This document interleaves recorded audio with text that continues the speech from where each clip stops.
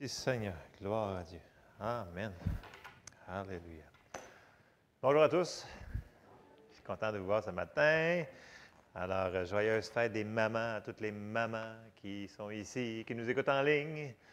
J'ai eu le temps de donner un gros câlin quand ma maman est rentrée. Donc, si vous avez le temps aujourd'hui de donner un gros câlin aux mamans, c'est bon des câlins. Amen. Vous n'êtes pas trop sûrs? Il y en a qui sont. Ouais, on va essayer. OK.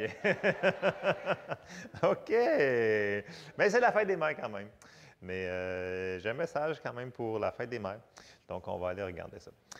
Merci Seigneur pour cette belle journée que tu nous donnes, Seigneur, encore. Merci Seigneur parce que tu prends soin de nous. Merci parce que tu nous aides. Et aide-nous à comprendre ta parole et à la mettre en pratique. Dirige-nous dans ce qu'on doit faire ce matin dans le nom de Jésus. Amen. Amen. Donc, bien entendu, on souligne la fête des mères ce matin. Écoutez, ça donne que j'ai un message sur la fête des mères, mais c'était parti pas pour ça. Et à la fin, ça a viré vers la... J'ai dit, bon, ben, j'ai dit, écoute, ça s'en va comme ça. Fait que, bref, ce sera ce que ça sera. Alors, bonne chance. Non, non.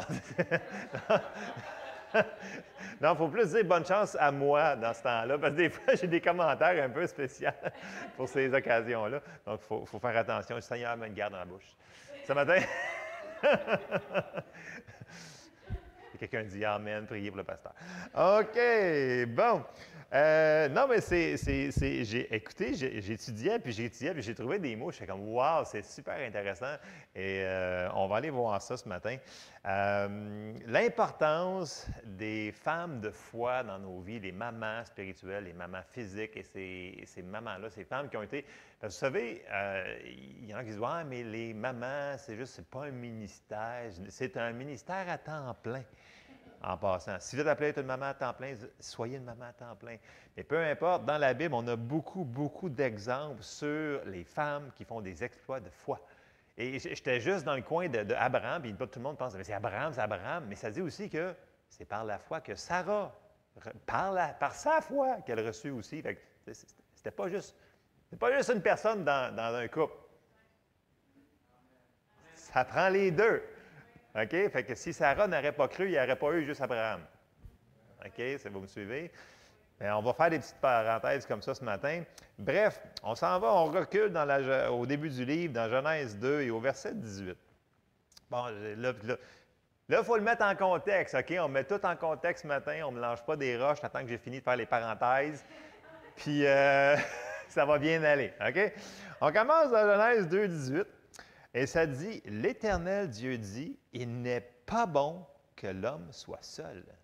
Je lui ferai une aide semblable à lui. OK? Fait que Dieu il a dit que nous, on avait besoin d'aide. Ça, c'est les hommes. Et là, les femmes, effectivement, c'était un très bon endroit pour dire Amen. Et dans la Bible du Sommeur, ça dit, l'Éternel Dieu dit, il n'est pas bon que l'homme soit seul. Je lui ferai une aide qui soit son vis-à-vis. OK? Donc, puis le mot pour une aide, c'est vraiment spécial parce que le mot hébreu, c'est Ezer. Ezer veut dire une aide, un secours. Venir secourir une personne. Non, mais c'est vraiment le mot qui est traduit à plusieurs endroits. Le même mot qui est utilisé dans Genèse 18 est utilisé pour venir en aide secourir une personne. Bon. Alors, qui sommes-nous pour obstiner Dieu? OK? Amen. Bon. Alors, puis, tu sais, je veux dire, tu ne peux pas être une aide si tu n'as rien à donner. Donc, si Dieu il a créé la femme pour être une aide à l'homme, ça veut dire qu'elle a des choses, elle a un ministère. On n'a pas les mêmes grâces, les mêmes habiletés, les mêmes choses, mais c'est un travail d'équipe. C'est ça le point que je veux apporter ce matin, c'est que j'ai marqué comme titre, à la fin, je ne savais plus te donner comme titre, j'avais tellement eu de messages que j'ai marqué « Nous avons besoin d'aide ». C'est ça le titre du message de ce matin, c'est « Nous avons besoin d'aide ». Puis là, vous vous souvenez, il y a un dicton qui dit, parce que ce n'est pas dans la Bible, mais ça dit « Derrière tout grand homme, il y a une grande femme ». Avez-vous déjà entendu ça? Bon, OK, bon. Mais c'est vrai, c'est vrai. Et c'est vrai dans la Bible. Vous allez voir, on va voir un exemple percutant tantôt. Et je vais continuer un petit peu plus loin dans Genèse, au chapitre 2 et au verset 23. Ça dit, « Et l'homme dit, voici cette fois celle qui est os de mes os et chair de ma chair. On l'appellera femme parce qu'elle a été prise de l'homme. C'est pourquoi l'homme quittera son père et sa mère et s'attachera à sa femme et ils deviendront une seule chair. Bon. Signe qu'il l'a formé de sa côte, figurant égalité, mais chacun ayant son rôle différent. OK? Chacun ayant ses grâces différentes.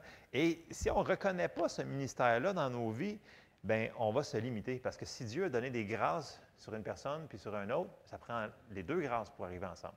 Et vous souvenez-vous de M. Smith Wigglesworth? Sa femme. OK? Après ça, T.L. Osborne, sa femme Daisy, comment que sa femme l'a aidé. Je pensais à Oral Roberts et sa femme Evelyn, et je pensais à Dr. Jim Caseman et sa femme. Et ça n'en finit plus. Puis je repensais à Smith Wigglesworth, comment que ça a été cataclysmique pour sa vie. Parce qu'en réalité, combien d'entre nous connaissent Smith Wigglesworth ici? Il y en a peut-être la moitié. OK, bon.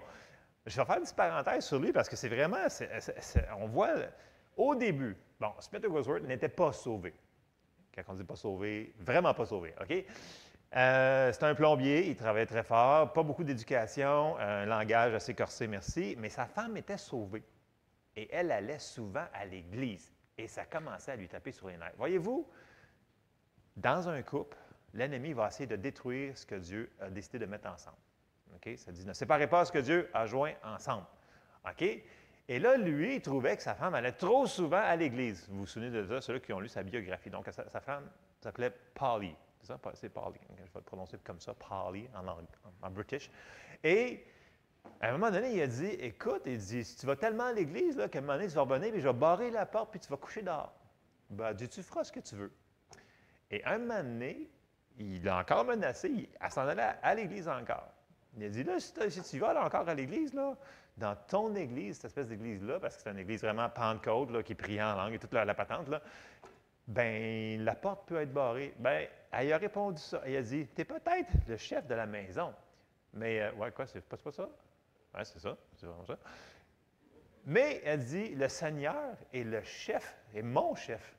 Fait que, elle a dit, je m'en vais à l'Église. Fait que, bref, faire une histoire courte, elle est revenue, la porte est barrée. Et là, elle s'est couchée en avant de la porte, elle a mis une grosse couverte qu'il y avait sur le balcon, tout le kit. Et le matin, Smith Wigglesworth, il ouvre la porte et elle tombe dans la maison. Elle a dit, bonjour Smith, qu'est-ce que tu veux comme déjeuner? Avec un gros sourire. Et là, il fait son déjeuner préféré. Et là, lui, il fond en larmes, il dit, écoute, je m'excuse. Et il donne sa vie à Jésus. Et son ministère commence là. Voyez-vous, sa femme l'a amené par son amour. Et tout le long, là, elle a continué à le soutenir. Là, il ne savait pas lire ni écrire. C'est elle qui a montré à lire, etc., etc. Je vous le montre comme exemple dans le sens que on l'a vu dans les grands hommes de Dieu qui ont opéré depuis les dernières décennies qu'il y avait souvent une femme en arrière qui faisait l'équipe. Ce n'était pas juste une personne. Donc, il y a des habiletés qui sont sur moi, puis il y a des habiletés qui sont sur Jessie que je n'ai pas du tout. Puis je remercie le Seigneur qu'elle est là pour pouvoir faire le ministère ensemble. Et c'est souvent le cas. Fait que, et là, on va aller voir. Là, il y en a qui me regardent avec des gros yeux. Il y en a qui ont l'air d'accord, il y en a qui ne sont pas trop sûrs. Et on va aller voir un récit dans l'Ancien Testament. Tellement bon, l'Ancien Testament, en passant, je vous l'encourage. Ne lâchez pas votre nouveau, mais allez faire une petite excursion dans l'Ancien Testament, c'est vraiment intéressant. Et on va aller voir un récit dans 1 Samuel, et c'est sur David. Bon, David, vous souvenez-vous, au début, il n'est pas arrivé tout de suite sur le trône, poup, comme ça. Okay? Il y a eu un gros cheminement, ça n'a pas été facile. Et dans les contextes qu'on va aller vers les chapitres entre 1 Samuel 20 et 30, là, il se passe beaucoup de choses. Okay? David, il ne vit pas un bon moment, dans le sens que partout où il va, Saül, il court après pour le tuer, pour l'assassiner. Puis, c'est lui qui a été dit qu'il allait être le roi, le prochain roi. Il y avait tout, mais il se sauvait pour sa vie à chaque jour.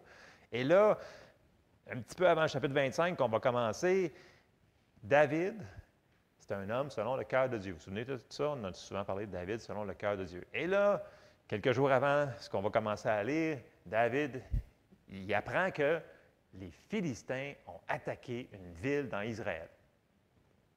Il s'en va voir l'Éternel, dit, « Éternel, devrais-je attaquer ces Philistins? » David, regardez, souvent, si vous regardez dans 1 Samuel, un roi, David consultait l'Éternel. David chercha la face de l'Éternel. David demanda à Dieu quoi faire.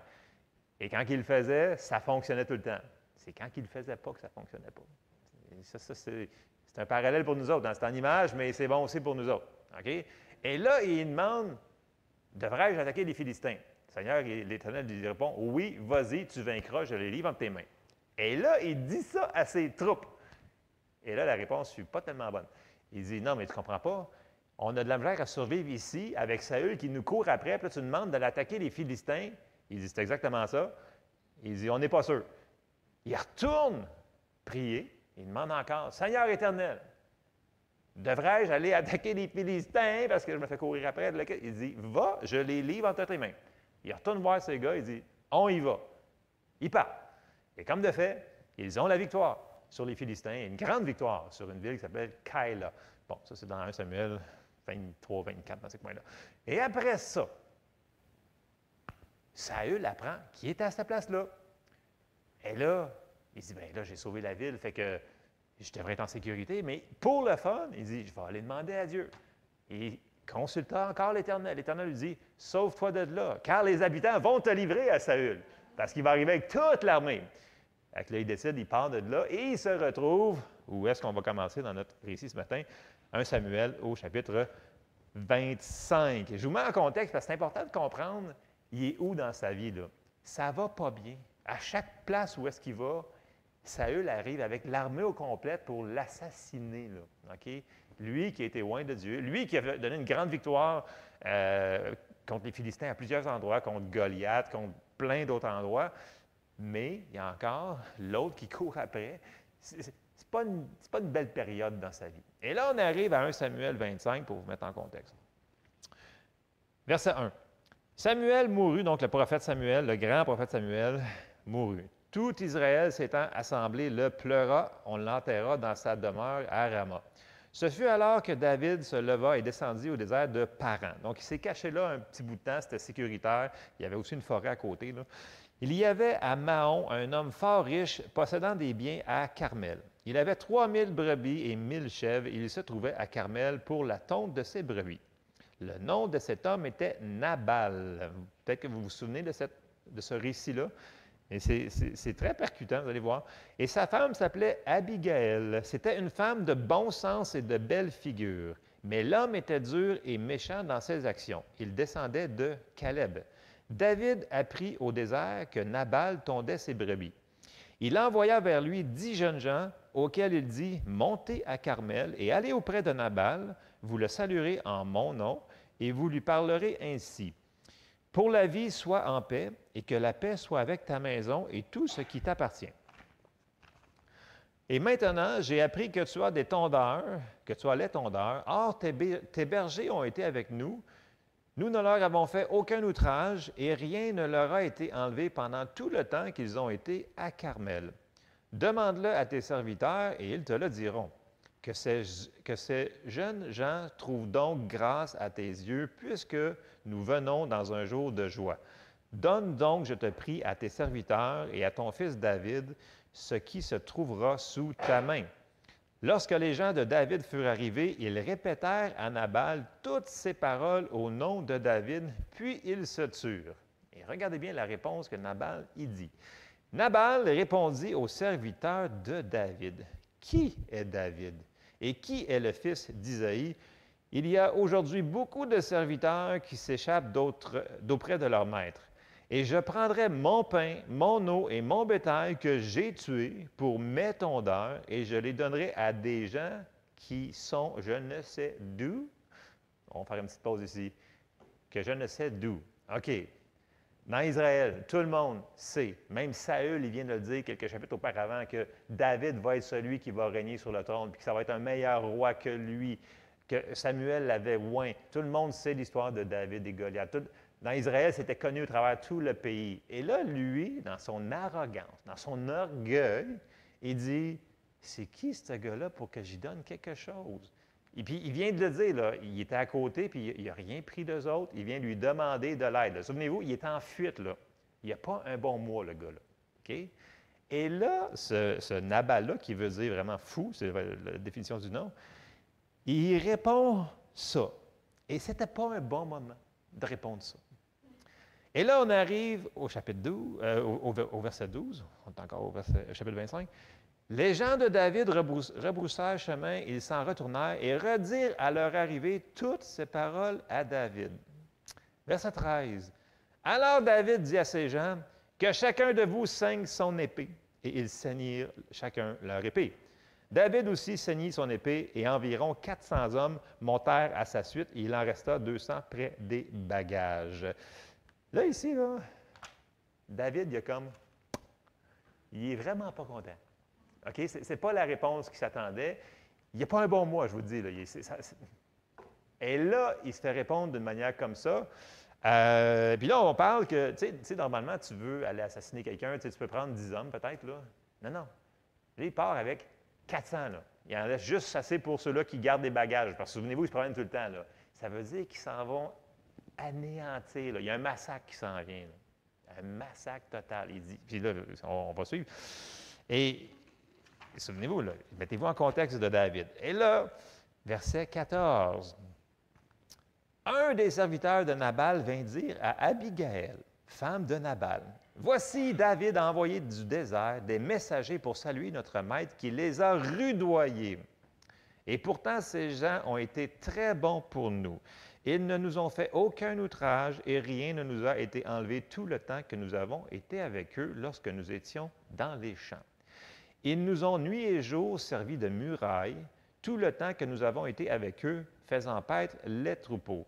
Sache maintenant et vois ce que tu as à faire, car la perte de notre maître et de toute sa maison est résolue. Il est si méchant qu'on ose lui parler. » La perte de sa maison est résolue dans le sens qu'ils savent qu'ils vont tous se faire... C'est finitos.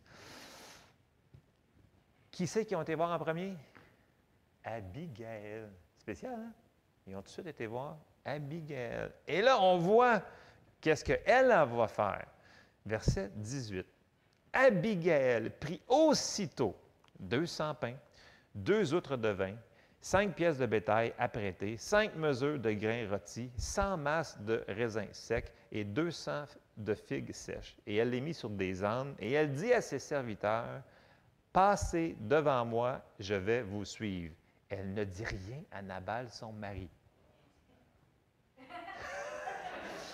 Bien, dans ce cas-là, c'est une bonne affaire. Parce qu'il aurait dit non, puis il serait tout mort. Quand tu as 400 guerriers qui arrivent, là, en tout cas, bref. Verset 20. Montée sur un âne, elle descendit de la montagne par un chemin couvert. Et voici David et ses gens descendaient en face d'elle, en sorte qu'elle les rencontra. Et là, verset 21, David avait dit, « C'est bien en vain que j'ai gardé tout ce que cet homme a dans le désert et que rien n'a été enlevé de tout ce qu'il possède. Il m'a rendu le mal pour le bien. Que Dieu traite son serviteur David dans toute sa rigueur si je laisse subsister jusqu'à la lumière du matin qui que ce soit de tout ce qui appartient à Nabal. » Il était pas mal fâché. Il était pas mal fâché. Et là, on va voir une femme qui va intercéder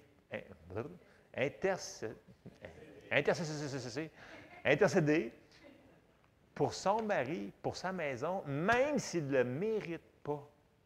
Regardez bien ça. Non, mais Nabal, il manquait une petite coche, là. Oui, ça c'est 22, 23. Merci. Lorsqu'Abigail aperçut David, elle descendit rapidement de l'âne, tomba sur sa face en présence de David et se prosterna contre terre. Puis, se jetant à ses pieds, elle dit, « À moi la faute, mon Seigneur. » Ce n'était pas de sa faute, mais elle se met à sa place. Un intercesseur, ça se met à la place de quelqu'un d'autre pour intercéder en faveur de. Ça, c'est un intercesseur. Et c'est ce qu'elle fait. « À moi la faute, mon Seigneur. Permets à ta servante de parler. » Avant que tu tues tout le monde, à tes oreilles et écoute les paroles de ta servante. Commande, donne-moi une seconde pour que mon Seigneur ne prenne pas garde à cet homme méchant, à Nabal, car il est comme son nom, Nabal est son nom. Et il y a chez lui de la folie. Si vous regardez dans l'hébreu, Nabal, ça veut vraiment dire fou. En tout cas, il faisait ce que son nom disait. Et moi, ta servante, je n'ai pas vu les gens que mon Seigneur a envoyés. Maintenant, mon Seigneur, aussi vrai que l'Éternel est vivant et que ton âme est vivante, c'est l'Éternel qui t'a empêché de répandre le sang et qui a retenu ta main, que tes ennemis, que ceux qui veulent du mal à mon Seigneur, soient comme Nabal. Accepte ce présent que ta servante apporte à mon Seigneur et qu'il soit distribué aux gens qui marchent à la suite de mon Seigneur. Pardonne, je te prie, la faute de ta servante. C'était pas elle pantoute, là, c'était son mari.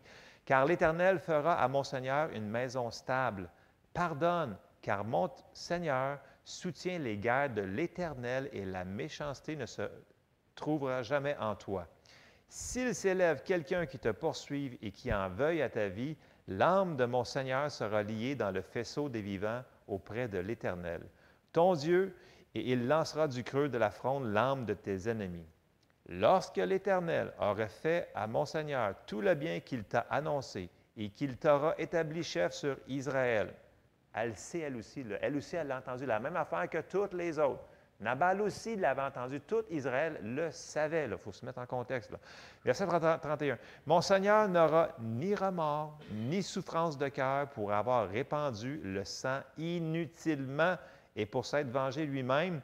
Et lorsque l'Éternel aura fait du bien à mon Seigneur, souviens-toi de ta servante. Elle est sage. Souviens-toi de ta servante. Donc, elle a empêché David de pécher contre Dieu.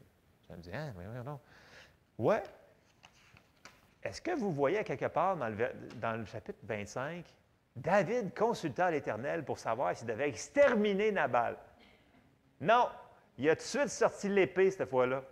Puis après ça, il est parti. Puis c'est sûr, par après, il aurait dit, le Seigneur bénit mon affaire, mais il est parti un peu comme on fait, nous autres.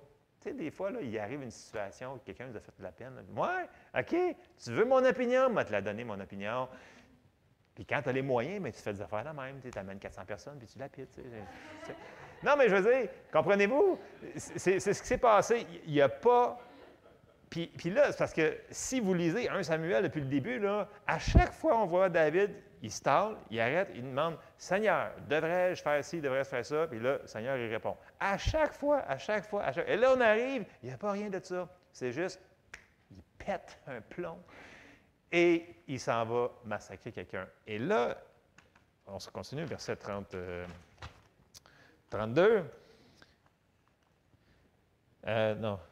Oui, verset 32. Non, avant ça. Puis, OK, on va aller dans... oui, OK, on va faire 32, parce que je vais reculer en arrière. Bon, verset 32. David dit à Abigail... Non, on n'ira pas tout de suite. On va retourner dans Romains 12, 19. Parce qu'il faut se souvenir pourquoi elle a dit ça. Et Romains 12, 19 nous dit, puis ça, je l'ai sorti dans le Nouveau Testament là, pour faire, parce qu'il y en a qui me disent, ouais, mais c'est pas le Nouveau Testament. Ça, c'est le Nouveau Testament. OK? Romains, c'est nouveau, right? Romains 12, 19, puis ça se retrouve, ces mêmes passages-là, dans l'Ancien Testament à plusieurs reprises, et quelques fois dans le Nouveau seulement, mais ça dit, dans Romains 12, 19, ça dit, ne vous vengez point vous-même, bien-aimés, mais laissez agir la colère, car il est écrit, à moi la vengeance, à moi la rétribution, dit l'Éternel. Fait que quand il y a quelque chose qui nous arrive, ce n'est pas à nous autres de se venger. Ça, c'est quelque chose qu'il faut qu'on apprenne. David s'en allait faire une grosse erreur. Il allait se venger lui-même. Ce n'est pas ça qu'il fallait faire. Il aurait péché. OK? Et c'est ce que Abigail a été utilisée par Dieu pour l'empêcher de faire. OK? Puis c'est ça, c'est un passage, là, à moi la vengeance, à moi la rétribution, c'est dans Deutéronome, c'est dans plein d'endroits dans l'Ancien Testament que Dieu il dit, non, je m'en occupe. Ce qu'ils ont fait à mon peuple, je vais m'en occuper. C'est moi qui vais les juger. Laisse faire, fais ce que je te demande de faire, là. Laisse-moi faire la vengeance. Ça y appartient. Ça devrait être une affaire qu'il faut se souvenir à chaque jour. Tu sais, des fois, quand il y a des gens qui font des choses pas correctes ou pas gentilles, il faut se souvenir que ce n'est pas nous autres. Nous autres, on ne se venge pas. On prie pour eux autres, parce qu'ils ont besoin d'aide. Parce qu'on sait que la vengeance appartient à Dieu. Fait qu'ils ont besoin d'aide. Bon, ça c'était... On retourne à 1 Samuel et 25, 32. David, lui, il a reconnu ce qu'Abigail est en train de faire là, parce que regarde bien comment il phrase ça au verset 32. David dit à Abigail, « Béni soit l'Éternel, le Dieu d'Israël, qui t'a envoyé. » Il reconnaît qu'il est envoyé par Dieu. « Aujourd'hui, à ma rencontre, béni soit ton bon sens, et béni sois-tu, toi qui m'as empêché en ce jour de répandre le sang et qui a retenu ma main. Mais l'Éternel, le Dieu d'Israël, qui m'a empêché de te faire du mal, est vivant. Si tu ne t'étais pas hâté de venir auprès de moi, il ne serait resté qui que ce soit de Nabal d'ici la lumière du matin. » Il fait qu'il redit que c'était à ça. Verset 35. Et David prit de la main d'Abigail ce qu'elle lui avait apporté et lui dit, « Monte en paix dans ta maison. Vois, j'ai écouté ta voix et je t'ai favorablement accueilli. » Verset 36. Bon, là, on voit l'autre chose. Elle arrive à la maison. Abigail arriva auprès de Nabal, et voici, il faisait dans sa maison un festin comme un festin de roi. Tu sais, il y en avait, là, de la nourriture à donner. Là. C'est juste parce qu'il ne voulait pas. Il faut se mettre en contexte. Là. Il avait le cœur joyeux et il était complètement dans l'ivresse. Elle ne lui dit aucune chose, petite ou grande, jusqu'à la lumière du matin. Mais le matin, l'ivresse de Nabal s'étant dissipée, sa femme lui raconta ce qui s'était passé. Le cœur de Nabal reçut un coup mortel et devint comme une pierre. Dans différentes traductions anglaises, ça dit qu'il y a eu une stroke. Stroke, c'est crise de cœur. Puis que ça l'a paralysé. Bon, son cœur, et il devient comme une pierre. Verset 38. Environ 10 jours après, l'Éternel frappa Nabal et il mourut. Ouch. Verset 39. Et là, regardez bien. David apprit que Nabal était mort et il dit, « Béni soit l'Éternel qui a défendu ma cause. » Espèce. Non, mais il faut. OK, on est sur le Nouveau Testament. Là, on ne peut plus faire des affaires même. OK? Mais dans ce temps-là, c'était œil pour œil, dent pour dent. Vous vous souvenez, c'était encore sous la loi. Là, mais bon, OK, il y avait une petite. Il restait encore un petit peu de fumée dans le nez, peut-être. Là. Et il dit, « Béni soit l'Éternel qui a défendu ma cause dans l'outrage que m'a fait Nabal et qui a empêché son serviteur de faire le mal.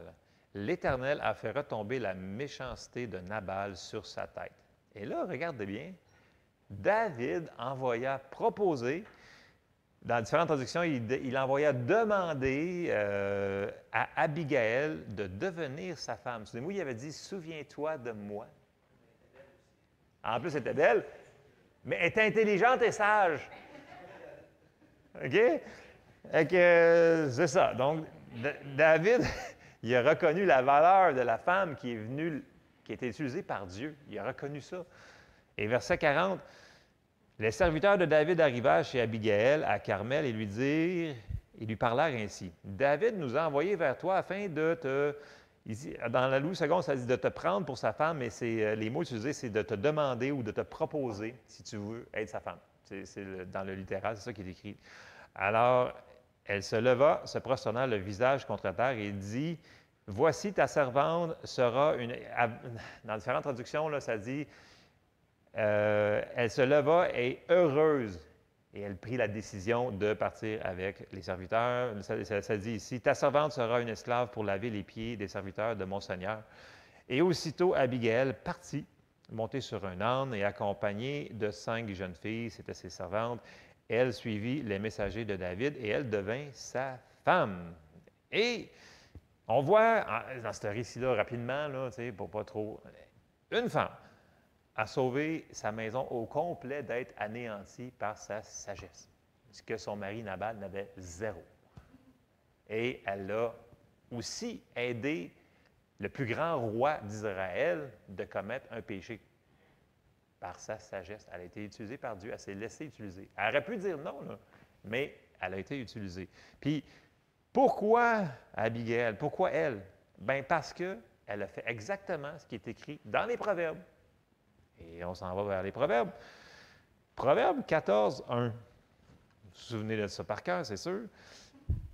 La femme sage bâtit sa maison, et la femme insensée la renverse de ses propres mains. Voyez-vous l'importance de la femme? Il n'a pas dit l'homme. Il a dit, la femme sage bâtit sa maison, et la femme insensée la renverse de ses propres mains. Et c'est ce qu'elle a fait, c'est par sa sagesse qu'elle a construit sa maison. Et est devenue la femme du plus grand roi qu'Israël n'a jamais connu. Et si on continue dans les Proverbes, Proverbe 11, au verset 16, nous dit, dans la Louis II, « Une femme qui a de la grâce obtient la gloire, et ceux qui ont de la force obtiennent la richesse. » Dans la Bible du Sommeur, c'est un petit peu plus clair peut-être, « Une femme aimable obtient les honneurs. » David lui a donné honneur, parce qu'il l'a reconnu en tant que tel. Il a dit « Merci, béni sois-tu. » Oui, il a béni l'Éternel, mais il a béni aussi Abigail. C'est quelque chose, là. Mais la femme sans vertu est assise dans la honte. Les paresseux n'ont jamais d'argent. Les hommes énergiques obtiennent les richesses. Et c'est un peu le passage que je voulais qu'on voit dans ça, c'est Abigail. Et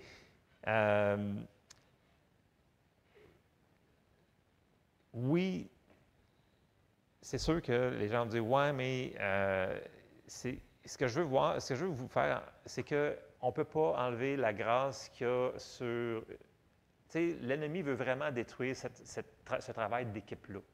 Parce que des fois, ça va être la femme qui va avoir besoin d'aide de l'homme, puis des fois, ça va être l'homme qui va avoir besoin de la femme.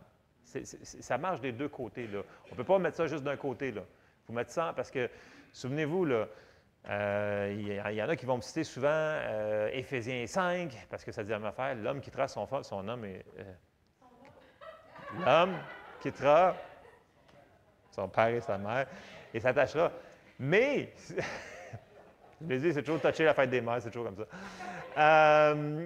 Mais si vous lisez, là, c'est le même verset que les gens ils vont se servir quelques versets auparavant. Ils disent « Ah, il faut que la femme soit soumise à son mari. » Mais tu ne peux pas juste prendre un verset hors contexte parce que tout de suite après, ça dit que il faut que l'homme aime sa femme comme Christ a aimé l'Église, et puis il faut qu'il en prenne soin, puis qu'il faut que... C'est tout pogné dans le même chapitre. Mais là, les gens, ils sortent une petite affaire pour faire dire leur point qui leur tente cette journée-là. Et ça, c'est pas correct. Et c'est là qu'on se retrouve avec de la chicane, puis le monde dit « Ah, tu dois être soumis. Non, tu ne dois pas être soumis. » Non, la femme est libre. Écoutez, Dieu a mis une structure d'autorité comme ça, et ils doivent travailler ensemble. OK? Mais on ne peut pas sortir les passages hors de leur contexte. La Bible s'explique par la Bible. Ça fait du sens un petit peu, grosso modo? Parce que les gens me disent « Ouais, mais il n'y a pas de sous-catégorie. » OK? Oui, comme Patrick Fontaine disait, sous la même mission, la soumission sous la même mission. Oui, effectivement. Et je vais terminer avec Proverbe 31, je pense. Parce que Proverbe 31 nous parle sur la femme vertueuse, ce que Abigail était, grosso modo. Et on s'en va dans Proverbe 31 au verset 10. On le connaît, mais c'est important de se rappeler les caractéristiques de la femme vertueuse. On s'en va dans Proverbe 31, verset 10. Je suis dans la Louis II. Qui peut trouver une femme vertueuse? Elle a bien plus de valeur que les perles. Le cœur de son mari a confiance en elle, et les produits ne lui feront pas défaut. Elle lui fait du bien et non du mal tous les jours de sa vie. Elle se procure de la laine et du lin. Elle travaille d'une main joyeuse. Elle est comme un navire marchand. Elle amène son pain de loin. Elle se lève lorsqu'il est encore nuit et elle donne la nourriture à sa maison et la tâche à ses servantes. Elle pense à un champ et elle l'acquiert. Du fruit de son travail, elle plante une vigne. Elle ceint de force ses reins et elle affermit ses bras. Elle sent que ce qu'elle gagne est bon. Sa lampe ne s'éteint point pendant la nuit. Elle met la main à la quenouille et ses doigts tiennent le fuseau. Elle tend la main au malheureux, elle tend la main à l'indigent. Elle ne craint pas la neige pour sa maison, car toute sa maison est vêtue de cramoisie. Elle se fait des couvertures, elle a des vêtements de fin lin et de pourpre. Son mari est considéré aux portes lorsqu'il siège avec les anciens du pays. Elle fait des chemises et les vend, et elle les livre, elle livre des ceintures aux marchands. Elle est revêtue de force et de gloire, et elle se rit de l'avenir. Elle ouvre la bouche avec sagesse et des instructions aimables sont sur sa langue. Elle veille sur ce qui se passe dans sa maison et elle ne mange pas le pain de paresse. Ses fils se lèvent et la disent heureuse. Son mari se lève et lui donne des louanges. Plusieurs filles ont une conduite vertueuse, mais toi, tu les surpasses toutes. La grâce est trompeuse et la beauté est vaine. La femme qui craint l'Éternel est celle qui sera louée. Récompensez-la du fruit de son travail et qu'aux portes, ses œuvres la louent. Et c'est la femme vertueuse. Et moi, ça me faisait penser, quand je lisais le récit sur Abigail, c'était vraiment ça. Puis j'avais aussi vraiment l'exemple de la femme de Smith Wigglesworth qui a tout fait pendant longtemps, qui a subi vraiment, c'était une injustice, la manière qu'elle était traitée, là.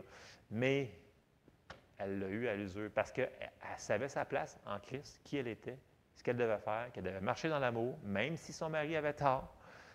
Puis c'est elle qui a apporté, puis vraiment un homme qui a impacté des générations, là, vraiment. Puis les autres que je vous ai nommés, là, il y en a, ça prendrait des heures, juste raconter une partie de ce qu'ils ont fait, comment ils ont supporté, comment ils ont aidé. S'ils n'auraient pas été là, on ne connaîtrait pas le nom de ces hommes-là. Puis, ouais, tu parles des hommes, oui, c'est parce qu'on parle de la fête des mères, mais tu sais, il y a des femmes qui sont appelées aussi à prêcher, nous. Il y en a plein là, qui sont appelés aussi. Fait que, tu sais, c'est pas d'être. Bref, soyons où est-ce que le Seigneur nous a placés et ne laissons pas l'ennemi venir diviser ce que Dieu a joint ensemble. Puis moi, je suis vraiment reconnaissant parce que, premièrement, je remercie le Seigneur d'avoir eu une maman qui m'a élevé dès ma tendre enfance dans la connaissance du Seigneur. À 5 ans, je me souviens, j'ai fait la prière et j'ai accepté Jésus dans mon cœur. Et ça, je pense que c'est le plus grand héritage qu'une maman peut laisser à ses enfants, c'est de les instruire dans les voies de l'Éternel. C'est la plus grande des choses. Et ensuite de ça, je remercie le Seigneur pour ma femme qui m'a donné, la maman d'amour que j'aime, qui a tellement de grâce que je n'ai pas, si vous saviez. Puis que des fois, elle va arriver dans un temps critique, mauvais, un peu comme dans David qui s'en allait faire quelque chose, et soudain coup, elle arrive avec une parole. Là, je fais comme, ah ouais, c'est donc bien vrai cette affaire-là. Et c'est vraiment Dieu qui parle au travers d'elle, là, qui vient finalement, hey, le grand réveil. Puis là, je fais comme, hey, wow, c'est Dieu. Mais là, souvent, je n'y dis pas. Bien, non, mais je vais lui dire par après. Je vais lui dire, bon, c'est en passant, tu sais, ce que tu me dis, là. Ouais, bien, tu sais, je pense que c'était vraiment Dieu, cette affaire-là. Je pense que tu avais raison, chérie, là. Puis c'est ça. Bien, tu sais, il faut quand même se garder un petit peu de, tu sais. Mais soyons attentifs. Mais ça marche des deux côtés, hein. Des fois, j'ai quelque chose, puis je vais lui dire, je dis, hey, en passant, chérie, as-tu déjà pensé à ça? Puis, sur le coup, des fois, elle dit, non, c'est pas ça, pantoute. Puis, quelques jours après, je vais dire, ouais, tu sais, ce que tu m'as dit l'autre fois, là. Donc, ça marche des deux côtés, hein, en passant. Ça marche des deux côtés. Mais ne sous-estimez pas les onctions, les grâces qu'il y a sur votre conjoint ou votre conjointe. Parce qu'il y a vraiment, Dieu se sert de l'équipe pour travailler ensemble, pour pouvoir avancer. Et bien, des fois, c'était vraiment quelque chose que le Seigneur nous avait dit, mais ça ne rentrait pas. Fait que là, il faut qu'il passe par ta femme pour te dire, écoute, le grand, fais quelque chose.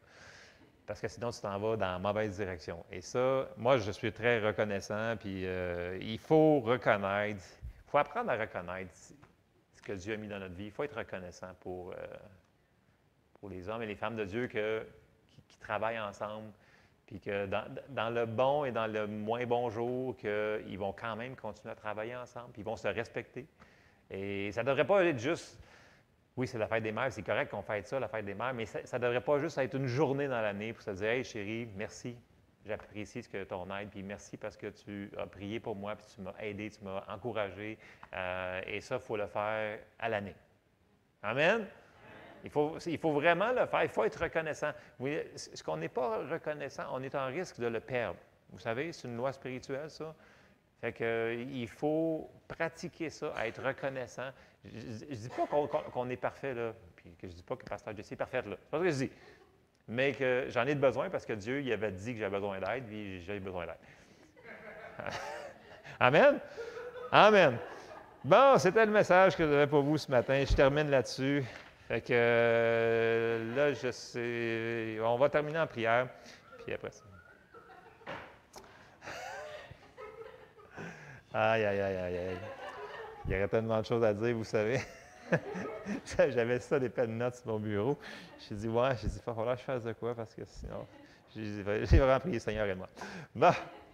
Bien, merci, Seigneur, Seigneur, on est reconnaissant, Seigneur, pour ce que tu fais dans nos vies, Seigneur. Merci pour tous les gens que tu as placés dans nos vies, Seigneur, nos conjoints, conjointes, Seigneur, qui sont là pour nous aider, Seigneur. Merci de nous aider, Seigneur, à être une équipe, Seigneur, puis qu'on ne laisse pas l'ennemi, Seigneur, défaire, Seigneur, ce que toi, tu as uni ensemble, Seigneur. Je te remercie, Seigneur, pour chacun des couples, Seigneur, qui sont ici, dans cette Église locale, Seigneur. Je te demande de les aider, Seigneur, à travailler ensemble, Seigneur. Je te remercie et je te demande de nous aider à être plus sages et à être plus reconnaissants pour tout ce que tu nous as déjà donné dans le nom de Jésus. Amen. Amen.